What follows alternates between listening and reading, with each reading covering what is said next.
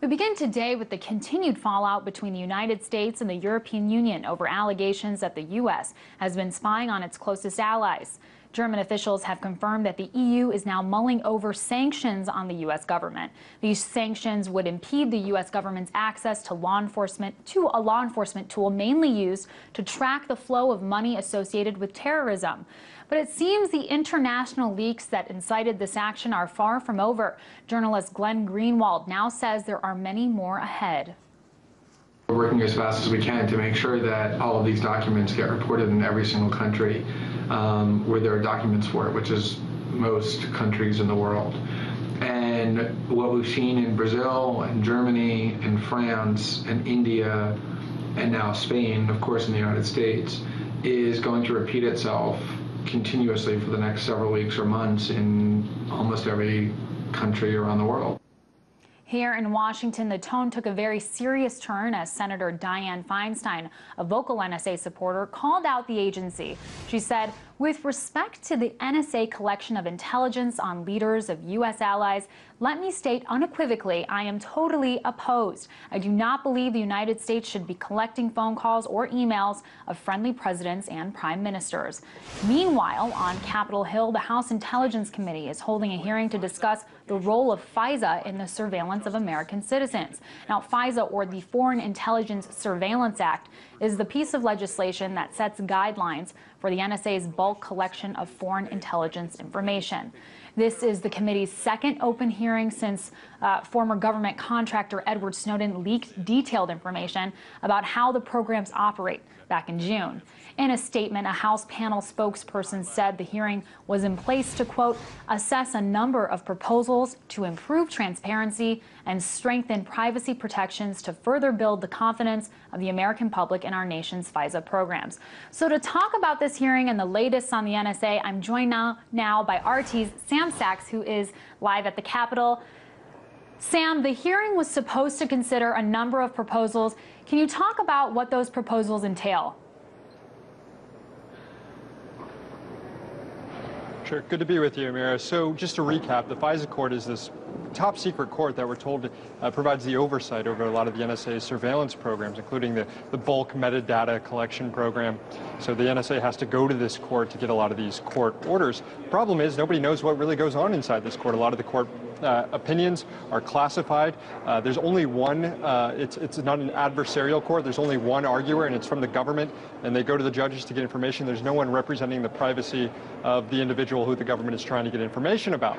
So today's hearing was all about how to bring more transparency to this court and reforms to this court. And a number of ideas were brought up, such as a process for declassifying the court's opinion to give members of Congress some more insight into what's going on here. There was an idea to install a privacy advocate within the court who would argue on behalf of civil liberties concerns, on behalf of privacy, against the government lawyer in these top secret court proceedings. And there's another proposal on the table to restrict Section 215 of the Patriot Act, the business records provision, which the court has given the NSA the authority to scoop up all our phone metadata that the NSA has been, the programs that have been revealed by Edward Snowden here. And the NSA kind of ruffled at that. General Keith Alexander, who's the chief of the NSA, said that getting rid of the Section 215 of the Patriot Act could put the country at a risk and leave the United States open to another terrorist attack. So they weren't really open to that reform in particular. Some of the other reforms they said they were open to. And Sam, what's the likelihood that we'll actually see some kind of change come out of this hearing?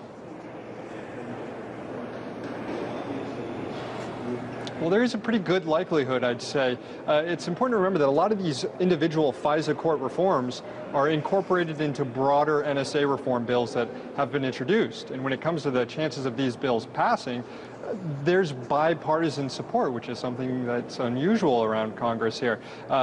Bipartisan support to move these. And this was something that Congresswoman Jan Schakowsky said today at the hearing. Here's a clip. The two individuals who wrote, one Republican, one Democrat, one Republican, one Democrat, who wrote the USA Patriot Act shortly after 9/11, have now introduced the USA Freedom Act that essentially would repeal many of the aspects and change them. of the Patriot Act. And she's referring, Congresswoman Schakowsky is referring to Congressman Jim Sensenbrenner's USA Freedom Act. And Sensenbrenner, of course, wrote the Patriot Act. Now, the Freedom Act repeals a lot of the Patriot Act. It installs that special privacy advocate on the FISA court that we talked about earlier, and it restricts Patriot Act Section 215, the bulk metadata collection program. And it has support from Republicans and Democrats are on board with it. And it has a companion bill that was introduced in the Senate by a Democrat, Senator Patrick Leahy. So it looks like with this bipartisan nature, it looks like something will get passed when it comes to the NSA. It'll be passed in a standalone bill or maybe something added to the National Defense Authorization Act at the end of the year, which still needs to be worked out. It's just a matter of whether it's going to be really meaningful reform or more watered down reform of the NSA. We'll have to wait and see. But of course, the latest NSA leaks have centered on the U.S. government spying of world leaders. Did members of Congress or intelligence officials speak to that issue at all? Yeah, they spoke to it, and Chairman Mike Rogers, the chairman of the Intelligence Committee, he gave a lot of deference to the NSA on this one. He said that, hey, this is what happens in the surveillance world. Friends spy on each other, allies spy on each other. The European Union spying on the United States and is continuing to spy on the United States. France is spying on the United States. So he didn't have any problem with the United States spying on world leaders. And Director of National Intelligence, James Clapper, said that knowing the plans and intentions of world leaders is a basic tenet of surveillance. It's surveillance 101. So the sort of outrage you saw yesterday on the other side of Capitol Hill in the Senate with Senate Intelligence Committee Chairwoman Dianne Feinstein, when she found out about this program spying on world leaders, didn't exist on the House side here, where Chairman Mike Rogers seemed to suggest that this is completely fair game and something that the NSA should be doing. Very interesting. Well, it seems like right now there are questions over when and how much the White House knew about this surveillance. But what about the Congressional Intelligence Committees, which are in charge of oversight? Does it seem like they were aware? Well, there's a question when it comes to the intelligence committees, too, over when they were notified. Chairman Mike Rogers suggested that the committee knew about this based on the National Intelligence Priority Framework, this kind of giant report that the Intelligence Committee and the White House gets that goes through the priorities of the Intelligence Committee. But other members of the committee pushed back. Congresswoman Jan Schakowsky and Congressman Adam Schiff said, hey, this committee didn't know about it.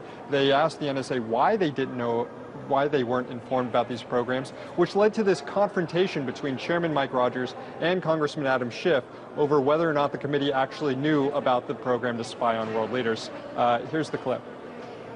Well, I'd be interested to know, Mr. Chairman. We would be happy to take you down to the committee and spend a couple of hours going through mounds of product that would allow a member to be as informed as a member wishes to be on sources and methods and all activities of the intelligence community under the National Intelligence Framework. Well, I would just say, and I just think we need to be careful about what we're talking about, but I think it's disingenuous to use the classification. Well, and I think it would be disingenuous, Mr. Chairman, if you're suggesting we have information if we don't have it.